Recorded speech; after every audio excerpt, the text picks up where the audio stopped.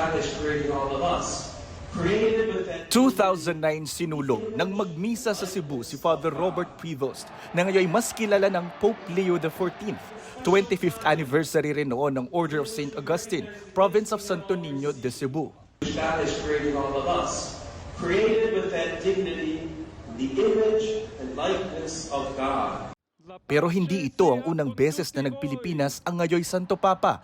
Noong 2004, pinangunahan ni ngayoy Pope Leo ang pagbabasbas sa bagong kumbento ng Santo Niño de Parish sa Barangay Mohon ng Talisay City, Cebu. Noong 2006 naman, pumunta si ngayoy Pope Leo sa University of San Agustin sa Iloilo City para sa Provincial Intermediate Chapter of the Order of St. Augustine, Province of Santo Niño de Cebu.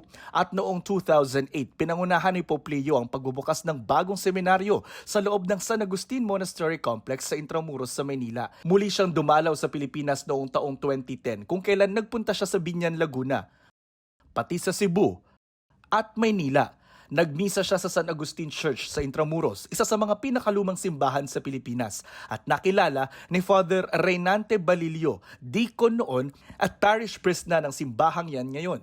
Napapaluha din po ako, di ko akalain na nakatabi ko na pala yung magiging Pope natin ngayon. Naiiyak ako, promise. Pumunta siya dito, Agustinian priest pa siya. Sobra proud. Sa pagbabalik Maynila naman niya noong 2013, nakasama niya si Luis Antonio Cardinal Tagle para yan sa pagbabasbas sa Postulancy Building sa seminaryo sa San Agustin Monastery Complex.